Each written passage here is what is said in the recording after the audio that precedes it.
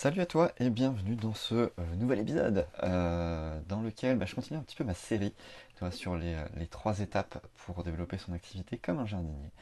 Et c'est l'objet de la prochaine conférence qui a lieu demain soir à l'heure où je fais ce podcast.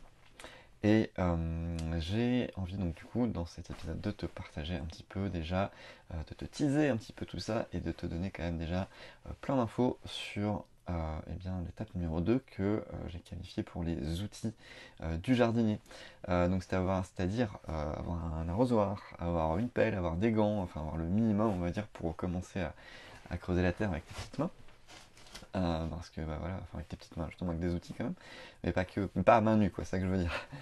Et tu puisses justement avancer. Et sur le web, c'est un peu la même chose. Il n'y a pas besoin de tous les outils qui existent, et il y en a vraiment, vraiment énormément. Même si on les regroupait que dans un seul outil, enfin je veux dire, on enlève la concurrence, on met tout dans un truc, ça en laisse déjà encore beaucoup. Et donc l'idée c'est de faire un petit peu le tri dans tout ça. Le premier outil que tu vas sans doute vouloir utiliser, c'est un outil pour faire un site internet. Il y en a pas mal qui existent. Je pense à Wix. Alors, je fais une parenthèse sur Wix. C'est vraiment un mystère encore pour moi, mais je pense que je vais aller le creuser à un moment ou à un autre. Je suis retourné sur Wix il n'y a pas longtemps pour tout voir des trucs et tout. Ils sont en version gratuite, donc voilà, ça n'engage à rien et à part un peu de temps, et j'ai trouvé l'ergonomie tellement compliquée. C'était une usine à gaz pour moi, alors que je suis plutôt habitué à tout ça, enfin je veux dire les interfaces, tout ça, enfin j'en ai vu quelques-unes. Je l'ai trouvé tellement compliqué, tu cliques sur un truc, il y a 20 possibilités qui apparaissent, c'est vraiment, enfin et je trouve c'est très confus je trouve. Et pour autant, j'ai demandé à 2 personnes que je connais bien, que je sais l'utiliser. Elles m'ont fait des retours, je leur ai demandé des retours, parce que voilà, je leur ai partagé, après coup, je leur ai partagé ce sentiment que je viens de donner. Et, euh, et elles sont satisfaites, ça fonctionne, elles arrivent à s'y retrouver, alors elles sont assez débrouillardes, mais j'ai été assez surpris. Voilà, elles étaient plutôt quand même satisfaites de l'ensemble. Donc ok, donc ça reste une solution envisageable. Maintenant, petit avertissement moi de mon côté, parce que du coup, le produit que je vais te recommander c'est System.io. Il permet de faire pas mal de choses dans le site internet et il a aussi une fonctionnalité qui permet d'envoyer des newsletters. Et de façon hyper simple, tu vois, c'est pas du tout un Mailchimp que tu connais peut-être, mais qui est vraiment une usine à gaz et pour le coup j'entends d'autres personnes le décrier pour ça, même s'il envoie bien les mails, il n'y a pas de souci là-dessus, mais on s'y perd vite, surtout si on n'est pas anglophone. Et donc System.io te permet d'envoyer des newsletters et de créer ta liste de contacts à travers ça. Donc tu n'es pas obligé d'utiliser leur outil de site internet si tu as déjà un site internet ailleurs, mais tu peux utiliser leur outil pour créer une liste email. En mettant justement dans ton site un petit formulaire ou un lien vers une des pages de contact. Enfin bref, ça c'est très facile évidemment, mais d'ajouter un petit formulaire, normalement c'est assez simple. Et sur Wix, j'ai trouvé ça extrêmement compliqué et la solution qui existe, d'ailleurs je l'ai même pas testé à 100%, et pas très ergonomique et pas très jolie. Ça fait vraiment site des années 90, voilà, du web version 1, avec des trucs très moches. Donc, euh, donc voilà, donc tu auras compris que je te recommande pas Wix. Je n'ai pas testé les autres, mais moi je te recommande System.io parce que je trouve qu'ils apportent beaucoup de fonctionnalités tout en restant, je trouve, très simple dans l'ergonomie. Et personnellement, je te le recommande pas parce que, enfin, maintenant du coup j'ai un lien affilié, mais je te le recommande pas parce que je suis affilié, parce que vraiment je le trouve hyper intéressant. Euh, Excuse-moi, je bug parce que j'ai une alarme qui s'est déclenchée. Et donc en fait, ouais, j'ai vraiment envie de passer sur cet outil-là à 100%. Il me reste encore un site qui n'est pas dessus, parce qu'il me manque encore quelques mini-fonctionnalités, mais je pense que je vais quand même le faire. Et voilà, donc System.io pour le site internet, pour envoyer des newsletters, pour créer des séquences automatiques et pour héberger des formations également. Donc c'est vraiment pratique et tu peux vraiment commencer gratuitement. Il y a vraiment la base en mode gratuit. Tu es un peu limité dans le nombre de fonctionnalités. Enfin, tu as accès à toutes les fonctionnalités, mais tu es un peu limité dans leur itération. Par exemple, tu peux mettre que un seul tag. Ça peut être suffisant pour commencer. Euh, mais au bout d'un moment, ça peut être un petit peu contraignant. Mais voilà, ils ont un premier plan qui est payant, et qui est à 27 euros TTC par mois, un peu moins si tu payes à l'année. Enfin, même juste ça, c'est hyper intéressant. Pourquoi? Parce que des outils comme Mailchimp ou ActiveCampaign, alors peut-être que ces noms te disent rien, mais c'est des outils qui permettent d'envoyer une newsletter, ils font aussi pas mal d'autres choses, mais ils sont déjà plus chers que ça. Et, et donc, du coup, le rapport qualité-prix est hyper intéressant. Donc moi j'envoie mes newsletters aussi avec system.io. Euh, donc voilà, je te le recommande pour toutes ces raisons-là. Et parce que du coup, tu n'as pas de gestion à faire aussi sur ton site internet, vu que c'est une solution clé en main. Alors effectivement, tu n'es pas propriétaire en tant que tel, parce que si tu décides de partir, tu dois tout recommencer. Tu copies-colles tes contenus et que tu les mets ailleurs, évidemment. Mais je trouve que c'est un bon compromis quand t'es pas forcément à l'aise avec la technique. Ça te permet d'aller vite, ça te permet d'être efficace, d'avoir très présent sur Internet. Et moi-même, tu vois, qui suis vraiment à l'aise avec la technique, j'ai décidé de passer avec ce genre d'outil parce que j'en avais entre guillemets marre, même si je le fais pour mes clients. En fait, le cordonnier est toujours le plus mal chaussé, comme on dit. Et donc, en fait, moi, j'avais un site WordPress qui était jamais à jour, enfin, ce genre de truc. Et ce qui fait que j'ai voulu me débarrasser de cette contrainte aussi en passant par ce type de service. Et donc un Wix répond aussi à ça, hein, par exemple, parce que t'as pas de maintenance à faire. Voilà, l'autre outil que je te recommande aussi, si tu as besoin de prendre des rendez-vous, c'est Calendly. C'est plutôt facile à mettre en place. Tu gères ton calendrier, tu as une version gratuite qui te permet de mettre en place un événement, un type de rendez-vous.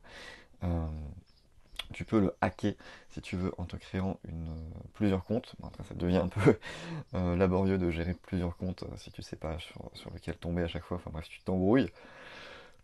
Et, euh, et c'est un peu tôt encore là, je suis désolé. Euh, et, euh, et il est hyper intéressant parce que voilà, tu peux vraiment gérer des rappels aussi. Bon, ça c'est en version payante, mais tu peux configurer des rappels par SMS, par email aussi à tes gens qui réservent vers toi. Donc si tu fais des conférences en ligne, ou tu prends des rendez-vous, les gens peuvent s'inscrire, c'est vraiment pratique et tu peux commencer ne serait-ce que gratuitement. Tu n'auras pas les rappels mis en place, tu peux les organiser avec System.io justement. Si les gens se sont inscrits par email avant, tu peux créer une newsletter que tu vas programmer à un certain moment en te basant sur la date de ton événement. Donc ça c'est hyper pratique je trouve pour ça et ça marche très bien. En gros les gens vont sur cette page là, ils sélectionnent la date, il y a des propositions d'horaires qui s'affichent, ils sélectionnent, tu peux leur poser des questions aussi au moment de la prise de rendez-vous, ce qui te permet de savoir un petit peu où ils en sont, si c'est un rendez-vous, pour faire un point, un appel de clarté, tu vois, pour leur proposer une offre ensuite. Donc c'est hyper intéressant pour ça. Et puis ça peut être très bien. Voilà du coup un autre type d'événement pour tes clients simplement, pour un rendez-vous d'un questionnaire beaucoup plus restreint, pour leur faire gagner du temps évidemment puisque tu les connais déjà. Canva, Canva, Canva, c'est l'outil qui a le plus transformé ma vie. Ça m'a permis d'enlever, de sortir de Photoshop ou de GIMP. Moi j'étais plutôt orienté sur le logiciel libre, donc GIMP, le pendant libre de Photoshop. Et donc, du coup, Canva, ça te permet de faire toutes tes créations graphiques sans être graphiste. C'est magique. Euh, c'est le Netflix du graphisme. Alors, tu peux te perdre justement dans toutes les propositions de modèles qu'il peut te faire. L'inconvénient aussi, c'est que tu peux te perdre parce que tu vas avoir plein d'identités visuelles différentes et toi, tu veux forcément. Enfin, c'est bien que tu restes sur un truc que tu as trouvé et que tu le gardes et tout de suite, on sait que c'est toi. Euh, mais du coup, même en faisant ça, tu vas pouvoir créer des choses très rapidement, très facilement. C'est des éléments que tu fais glisser, que tu agrandis, que tu rétrécis, tu les mets en avant, en arrière. C'est hyper facile à faire. Tu peux créer des vidéos depuis Canva, donc c'est hyper pratique pour créer des reels. Tu peux inviter directement à aller en légende, enfin, ou en description. Enfin voilà, c'est hyper facile d'utilisation. Tu peux avoir une identité graphique super rapidement et super facilement. Et tu peux même, moi je l'ai jamais utilisé comme ça, mais tu peux même aussi poster tes créations directement sur les réseaux sociaux. Alors je peux pas les programmer partout. Alors, je suis désolé, en fait je suis assez détendu en parlant et du coup je baille. Je suis vraiment désolé. Donc j'espère que ça va te détendre plutôt que de t'endormir ou de te dire que je me fais chier. C'est pas du tout le cas. C'est juste que j'ai assez peu dormi finalement, mais en fait je suis hyper à l'aise aussi à discuter. Il va faire des monologues. Et donc je continue sur Canva, ouais, sur la programmation. Donc tu peux le faire directement depuis Canva, ce qui peut être assez pratique, ce qui te fait un outil en moins, mais je le trouve pas assez complet là-dessus. Du coup, l'outil que je te conseille, qui est finalement l'outil, si tu es sur Facebook et Instagram, c'est Meta Business Suite, dans lequel voilà, tu peux programmer. Ça peut être un peu l'usine à gaz. Maintenant, si tu vas directement l'utiliser juste pour ça, ça va, je trouve que ça reste encore accessible. Voilà, il y a d'autres outils qui existent, je ne les ai pas encore testés. Meta a l'avantage d'être gratuit, évidemment, puisqu'ils promouvoient leur plateforme. Si tu veux aller sur d'autres plateformes de réseaux sociaux, il y a d'autres outils qui peuvent compléter et être sur plus d'outils, enfin plus de réseaux. J'en ai un en tête, j'ai oublié le nom, je te le remettrai plus tard, mais je ne l'ai pas encore testé, donc j'en reparlerai probablement un autre moment. Euh, un dernier outil pour faire tes visios, justement, ce serait Zoom ou Google Meet pour voilà, faire tes visioconférences. Je pense que cet outil-là, par les temps qui courent, le confinement, tout ça, tu y as déjà goûté pas mal, donc je pense que tu les connais bien. Euh, mais du coup, ça marche bien. Euh, je crois que. Alors, moi, j'utilise Google Meet, mais j'ai un forfait Workspace avec Google, donc il est inclus dedans. Mais je crois qu'ils ont ouvert Google Meet à juste Google Meet. Si tu as un forfait One, je sais plus c'est One, ouais, One ou One Plus, je sais plus comment il s'appelle, mais je crois que ça t'ouvre l'accès aussi. Donc ça t'ouvre plus de stockage, avec justement seulement un compte personnel, entre guillemets. Euh, et je crois que ça t'ouvre du coup aussi un accès à plus de 45 minutes pour tes appels. Et Zoom, c'est pareil, c'est gratuit jusqu'à 45 minutes, ce qui est un peu léger, je pense qu'ils le savent très bien, euh, pour des rendez-vous, je trouve. Voilà, c'est un peu la limite en fait. Ça peut durer 45 minutes comme une minute de plus. Enfin, voilà, il y a une espèce de côté où on est moins à l'aise, on doit un peu se presser, et je pense qu'ils jouent dessus. Voilà un petit peu pour les outils classiques, je pense. Si tu fais du e-commerce, System.io peut être bien si tu n'as que un ou deux produits, je dirais, enfin voilà, une poignée de produits. Si tu fais vraiment du e-commerce pur et que tu as vraiment besoin d'une vitrine, tu fabriques, tu es vraiment artisane, tu fabriques plein de trucs, il va te falloir autre chose. Et je pense que là, je t'orienterais plutôt sur un WordPress avec un plugin WooCommerce dessus, ou un PrestaShop. Mais là, c'est un petit peu plus complexe à mettre en place, c'est une autre histoire. Mais on peut en discuter, il n'y a pas de souci, évidemment. Je te rappelle que j'organise une conférence ce soir à 21h. Donc on est. Ce sera. Pas ce soir, on est mardi encore. Demain soir, mercredi 7 à 21h. Je te remets tout ça dans le canal et je te dis à bientôt. Salut!